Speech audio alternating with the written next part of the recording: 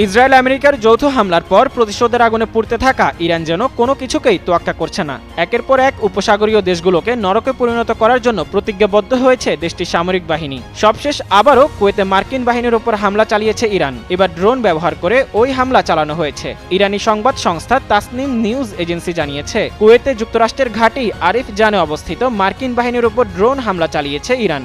তবে এ বিষয়ে বিস্তারিত আর কিছু জানানো হয়নি ওই প্রতিবেদনে। এর আগে কুয়েতে ইরানের হামলায় 6 মার্কিন সেনা নিহত হয়।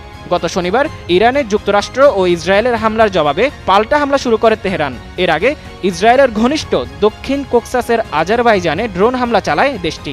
সে হামলায় তাদের 2 জন বেসামরিক নাগরিক আহত হয়েছেন। বৃহস্পতিবার দেশটির পররাষ্ট্র মন্ত্রণালয় এক বিবৃতিতে জানায়, ইরানি ড্রোন নাকচিবান স্বায়ত্তশাসিত অঞ্চলে 2টি স্থানে আঘাত হানে। একটি ড্রোন সরাসরি বিমানবন্দরের টার্মিনাল ভবনে এবং আরেকটি ড্রোন একটি বিদ্যালয়ের ভবনের কাছে আছড়ে পড়ে। ঘটনার পর তীব্র প্রতিক্রিয়া জানিয়েছে আজারবাইজান সরকার। একই সাথে আনুষ্ঠানিকভাবে একটি প্রতিবাদপত্র দেওয়া হবে বলে জানায় দেশটির পররাষ্ট্র মন্ত্রণালয়।